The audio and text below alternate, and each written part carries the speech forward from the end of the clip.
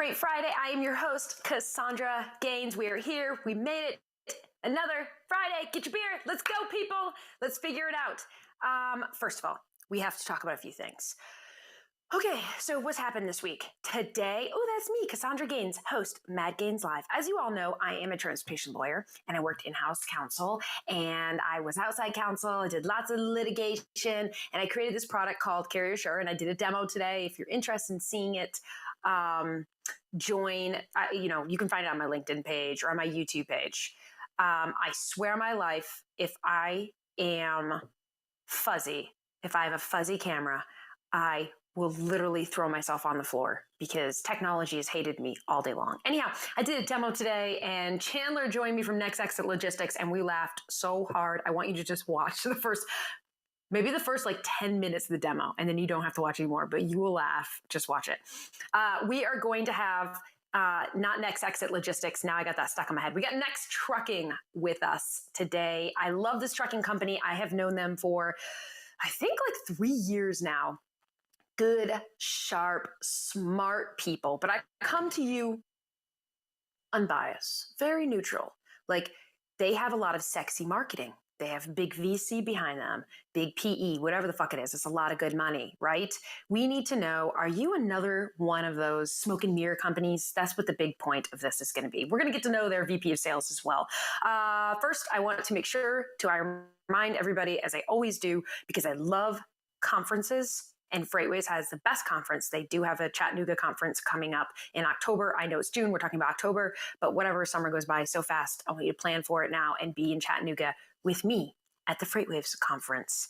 That's it. That's all I have for now, except for somebody in the boiler room, one of the boiler room boys, the production guys at Freightwaves. They're my friends, even though they run from me every time I see them and run from me at conferences. One of them has dumped a girl, I think, and I want to know why. So if you've ever dumped a woman, I want you to tell me in the comments why you've dumped that woman. I'm going to find LinkedIn and YouTube right now, because here are the main things I think that people break up. Okay, ready? Money. Somebody's in debt, right? You don't have that chemistry. You need chemistry. You don't get along with a mother. Ooh. Or the family, that's a good one. The Freightwave Boiler Room Boys just gave me my countdown timer because they're like, you're rattling on, Cassandra. But I want to know, tell me the reasons why men break up with women. I think that's interesting. And while y'all do that, I will bring on our guest, who is V Patel at Next Trucking. I laugh because his name is V, and that's one of my favorite names because one of my best friends from Canada is named V. That's not his real name. I call him V, but it's not his real name. All right, let's go. Let's bring him on, and we're going to find out, is Next Trucking all smoke and mirrors? Hold on. Hi, V. Welcome to the party.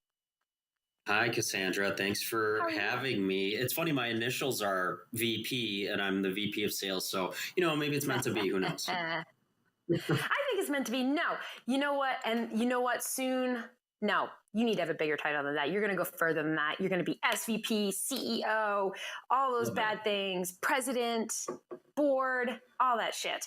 Thank you for joining us. And how do you feel? Tell me something that no one knows about Mike Bush at Next Trucking, because I love him.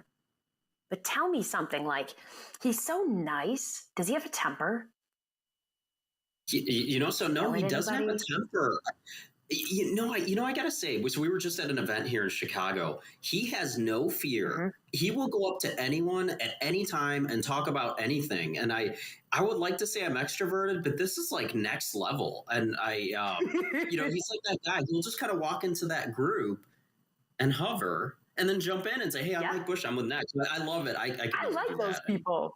Yeah, I absolutely love those people. I do. I bust in on people's conversations and conferences all the time. I'm just like Mike. In fact, if you go to a conference by yourself, I want you to look up Mike Bush on LinkedIn because he will be your conference friend. He's my conference friend at conferences. Like, I roll with him because he can talk to anybody. And the whole point of being at conferences is so we can network. I know y'all are scared sometimes. You run away from each other. The Boiler Room Boys literally run the other way every time they see me at a conference. Breaks my heart right in half.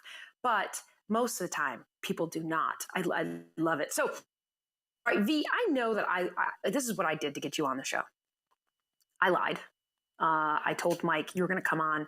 Whatever. Mike told me some topic about sales, and I was like, oh, yeah, if he can come on and talk about that. And then at the very last minute, I changed the title. I changed everything at the last minute. And you were like, wait, what happened? We can talk about anything you want to talk about. But first, we are going to talk about Next Trucking because we're all curious about it. Sure. And you are probably like, what are you talking about? We're a great company. And I have a biased opinion because I know you guys very well. But I want you to tell me, why are you guys on LinkedIn? It says that you're what did it say? You're like tech pioneers, freight tech pioneers. Okay. Why are you freight tech pioneers? And are you really, or do you think that's Mike Bush marketing? Well, Mike is really great at what he does, but I don't know, not that great to call us pioneers. I do think we put our money where our mouth is. So, a little bit about Next, just at a high level. We started in 2015, OTR marketplace. We started building a software, bringing on customers, and then we really got immersed into some of the challenges in the marketplace. And we had this notion that we want to improve the environment for, I think, one of the most critical parts of the business that sometimes is forgotten, the drivers, right? Their experience and what we can do for them. And we really started investing in this software to allow these drivers to be at home more, to have better schedules. And I think there's a lot of that going on in the space today. But I can say that over the last few years, we've really invested in bringing some, in my opinion, very talented leaders at the executive level. We have some folks from Google today that are really pioneering our software. Pioneer, here we go again, right? I'm going to keep saying it now. But there really it is. There it is. Was it Mike or was it you, V? Wait, I want you to slow down. So first tell us, what is the technology? Is it just like back office technology for drivers? Is it a marketplace? Like, what is the technology? Absolutely. So it's a little bit of all of that. So we have our proprietary software, a marketplace where we have lots of owner operators really in this market. We're actually pretty selective of who we put in there. It's only about 10% that we put inside the marketplace. To give you an idea, we also utilize our TMS to really eliminate all of the back office, the stuff that's not fun, right? Some of the document retention, some of the backup required for billing, kind of the shipper status, the shipment end-to-end life cycle. So we're doing a little bit of everything right now. And I think we figured something out because 7 out of the top 15 importers in the US trust us and rely on us to actually move their goods. Okay. So are you a brokerage trucking? Do you have assets or you just have that platform? What exactly are you guys? Yeah. So we have all three. We do have our own assets today that we utilize. Sometimes they're like a little bit of an ambulance, right? So they kind of help out as really fires are created and they come in and solve for solutions. We have a large network of partner carriers, larger fleets that own their own assets, have yards, chassis, things of that nature. And we also work with a lot of owner operators as well through, again, our marketplace. So we're really doing a little bit of everything as well. We provide yard services to our customers as well as chassis. So I would like to say we're a little bit of a Swiss Army knife. Do you do a lot of OTR? Do you do LTL? Or is it mostly drayage in the area? Yeah. So our core competency is really on the West Coast, and actually we've been expanding over the last several years here. Today we're moving dray in 8 ports across America. We're also really doing, in my opinion, really focusing on our OTR initiative. So moving full truckload nationwide domestically, and also some cross-border solutions for some of our larger clients coming from Mexico up into the U.S. So what do you tell shippers when you're trying to sell to shippers? You are the VP of sales. So I'm assuming like a lot of the shippers or customers, I should say customers, from the shipper side or manufacturing side. What is your elevator pitch about Next Trucking? Well, I just tell them we're the pioneers. No, you're pioneer. Oh, okay. Kind of a little fun here, right? No, so you got me. I like you, V. We're gonna have fun. You have to have fun, and it's Friday, by the way. So, here's what I'll tell all of our customers today. I think we've done a fantastic job of building relationships at the steamship line level, at the terminals, the ports, and we've used our technology to bring it all together. So instead of worrying about one partner that can do part of the business, we're connected across the board. Recently, we launched an expedited service. And really what that is working on utilizing, call it some automation on the free flow side to get containers out as quickly as possible. And we can offer this premier service to our customers. So look, today there's so much congestion predominantly at the West Coast. We're seeing it now on the East Coast. And I can confidently tell our customers, we execute at a high level to get your goods where it needs to be, which is either, in your warehouses for e-commerce or on the shelves of the retailers. All right, I hear automation of free flow side. What does that mean? Yeah, so when you think about that kind of that free flow element, right? It's about how quickly can we work with the various terminals, with the various steamship lines to start building these piles and just be more strategic. Can we get these piles set up? How quickly can we execute, return the empties, which allows them to turn their product faster? So we've implemented a little bit of a software enhancement on our side to start managing free flows a little better too. So now our carriers have better access, which enables better reporting to our end customers. Okay. When you said you just rolled out at first I thought you said expedited, but did you say nextibited? Nexpedited. That's right. I did. Was that a Mike Bush too? Or did you guys all come up with that together? Because I like it. No, I think that predates Mike Bush. I mean, I want to give him the credit. I really like him, but yeah, that predates him. We should just be like, yeah. Yeah, it was totally him. Yeah, it was 100% him. Go Mike. Like, thanks for naming all of our core products. He's brilliant. So tell me, how did the company start up? Like, people ask, like when customers ask you, like, what's the history of your company? What differentiates you from other like Southern California tech transportation companies? What's your answer? Yeah, I would say the biggest thing that separates us today, and I mentioned it kind of through this expedited services, we're working with every important piece of the puzzle when it comes to moving these containers. We offer transload service as well as OTR service, so we can really manage that full end to end. The moment it hits the port, what are we doing from there? Our biggest differentiation then is now bringing that all together through our platform, which allows our customers to jump on to what we call a shipper portal. And now they have access to their containers, the documents, really all the things that matter to them. And they don't have to wait, for us to be reactive, right, to get back to them. So we're really trying to be as proactive and provide as much visibility as we can to our customers. Okay, that makes sense to me. All right, so to flip over to, and I'm trying to think, did my video so bad? Oh, that's a lovely picture of me, Boiler Room Boys. They cut my video and they just put me on here, which, is because they're mad at me because I'm bringing up their love lives on live TV.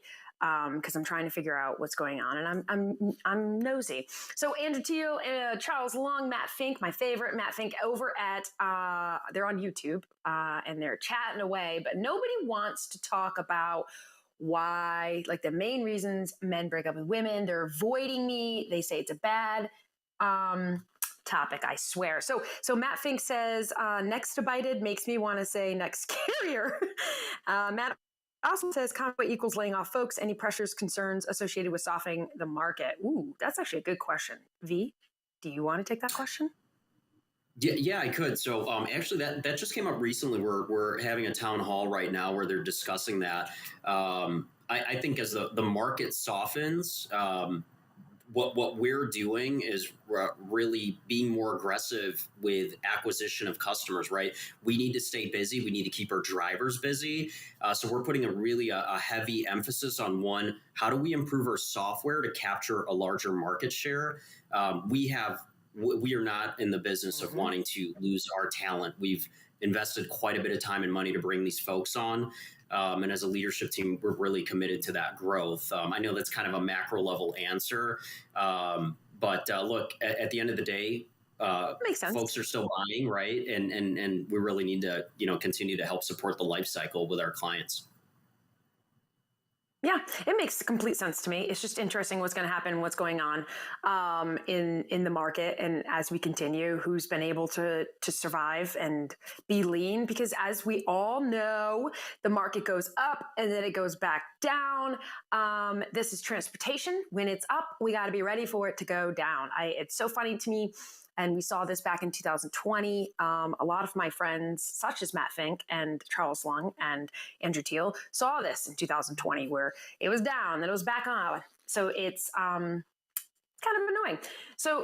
But we all have to be ready for it. Anyhow, okay, so V, the thing you did want to come on and talk about, which I can already tell, discussing this with you for 5 minutes and being around you, is sales strategies and the psychology of sales. Could you please start us off on this topic? Because I do want to talk about it. I just lied so I could get you on here and make Mike Bush embarrassed and upset inside with me, and roll his eyes about 4 times. Yeah, look, I love psychology. I love understanding why people make decisions. Look, you kicked this off with why are men breaking up with women. I'm not going to go there. Happily married here, but but you know, I think sales is the most overcomplicated idea, and you really have to start with thinking of the derivative of sales, which to me is what is sales? It's just communicating. It's talking to people. And the most important part, in my opinion, is listening. And I can't tell you how if many. If you didn't say that, I would have discredited you in 3 seconds, V. Because I heard you say talking, and I was like, if he doesn't say listening, I'm going to jump on him. But you said it, keyword listening. Go ahead. I'm sorry. You are the expert here. I'm just very excited about this topic. Yeah, I get really excited. So you'll just have to shut me up. Please feel free to do that. So look, the art of sales is all about listening, right? And I think it's really active listening. I've interviewed so many candidates and ask open-ended questions, and I can tell they're not really listening to my question. They're just worried about spitting something out. And when I think of sales psychology, I'm sitting in front of large clients, and most of the time, if you ask good open-ended questions, why is this important to you? What are you looking for? And you just stop and listen rather than think of what you're going to say next, how you're going to turn that into a pitch. You probably have what I call the answers to the test. The customer's telling you why they're interested in buying. And one of the things I share with my team is you need to listen to learn, not to speak. Because if you're always worried about saying the next thing, the right thing every time, quite frankly, you have no idea what the customer's telling you. And I'd like to say, I don't want to call myself an expert by any means, but I've been doing this long enough to know that if all you can do is just stop, listen, take some notes, you're far better off than trying to shoot away, lightning round speed dating type questions. It's just not going to get you anywhere. V, what do you do when the customer's kind of hiding the ball? They know you're a good listener and they kind of don't want to be convinced, or they want to kind of hide the ball but hear more of what you have to say. What do you do then? Yeah, I love that. So this is I call it a more advanced technique of sales psychology, emotional intelligence, whatever you really want to call it. And it's really listening to the inverse of what your customer's saying. So, customers will tell you how great things are. Oh yeah, we have the best reporting. We have the best rates. Service has been great. Well, if that's the case, then, and being very blunt and transparent, why are we here today? Could you help me understand why we're having this discussion? It's one of the questions I've asked is why have you taken this meeting? What's really important to you that you asked to meet today? And when you really start to put some call it pressure, and you start listening to what they're saying, you can open up, but you have to be willing to sometimes make the conversation a little uncomfortable and maybe ask a powerful question. That's exactly what I felt when you said that. I was like, ooh, that's really uncomfortable. I feel uncomfortable. But it's a great question. And it is, if the customer's trying to hide the ball, that is a great question to bring up. What if they just say, hey, I'm just curious. About Next Trucking. I'm curious about what makes you guys different. What if that's just the answer? Is that okay? or how do you approach Yeah, I that? think it's okay. Yeah, because I don't think there's really a magic bullet here, right? Like if there was, right, there would be one trucking company, period, right? A huge monopoly. But I do think if I were to get a answer like that, like V, I just wanted to hear about Next Trucking. I've seen this. You keep using the word pioneer. It's all marketing's great. I would quite frankly tell them, well, then if you're curious, then give me an opportunity to tell you, how I think I can help you. But first, I need to ask you some questions to better understand if we'd be a good fit. Because respectfully, I don't want to waste your time either if there isn't a mutual benefit here. Who's your target market for Next Trucking? I know you said you guys focus on end to end, and you're pioneers with technology, but where's your sweet spot? Like, what kind of customers are you really targeting and looking at? Yeah, I would say Because you like can't the, say the you're a medium call. I size. call you. I'll haul. Like you call. I haul. We don't. Nobody wants that. Like we got to have. I know you want to say everybody's customer, but where's your sweet spot? Yeah. So those, really medium-sized shippers to some of the enterprise shippers, like I said, of the top 15 importers, we're working with 7 of them today. So really, folks that have a large presence nationwide that are looking for a long-term strategic partner, not just let me throw you some rates. Can you move some freight? Hey, I'll get back to you in a couple months. We can talk next year, right? We're really looking for growth here as an organization and to help our customers scale as well. So look, if you're out there having trouble moving your product and you're really looking for someone to be strategic, and you also are looking to expand your customer base, please reach out. We would love to talk, and certainly be very honest. If it's a good fit, we'll tell you that, and we'll walk you through how we can help each other scale. Okay, so let's go on to objections. Or actually, you said, do you have anything you want to talk about? Wait, before I jump into other of this points of sales psychology that Cassandra thinks. No, please shoot away. I can talk about this for So, probably how do too you long. talk to I your need to go team get about beer. handling objections? Yeah, I Like, for think that. example, always price objections, or they're going to say, well, you're not a carrier. You're not fully a carrier, Next Trucking. We don't even know what the hell you are sometimes. Maybe you're hiding the ball, V. And but we only work with carriers. So, what do you do about that? Well, tell me what's important to you from a service standpoint, right? So I'm going to Mm. immediately ask an open-ended question to better understand what they're looking for, right? Because more than likely, what they're going to tell you, I can offer, right? It's, if you're using an Yeah. asset-based provider, I'm working directly with some carriers that are nationwide. Quite frankly, using our technology, we can provide you with better reporting and a better reach, to really know where your product is end to end. What are you guys really good at?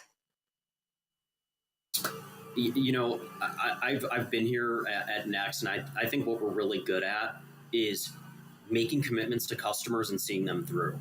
As a sales organization, I tell my team we need to be out there every single day, uh, being very upfront and honest of what we can do and can't do. So when I commit to something, my team commits to something, you better believe we're going to do it, and we put the right operations folks dedicated to your account to ensure what we say we're going to do, we actually do. I would tell you that. Wait, first, before I jump in with my opinion, I do have another question, really quick. What's your advice for people around pricing? A lot of those customers, they just want that dirt cheap price, and they're giving you a hard time, and they're going back and forth. How do you handle that? And what do you tell your folks? Yeah, I would say, and maybe from a different school of thought here, don't underprice yourself. Know your worth. And if you can't Mm. support the business at a price, you have to be willing to walk away from the deal. And this is Yep. where you have to be uncomfortable, right? I'm willing to tell customers that this is my rate to ensure everything I said I'm willing to do, I can do. And by the way, there's Mm-hmm. there's a lot of fish in the sea, right? And you have to be willing to put in the work. If sales was easy, everyone would be doing it. And so sometimes you have to be willing to, I wouldn't So say take a smart. loss, just learn, right? Learn from that Mm-hmm. situation.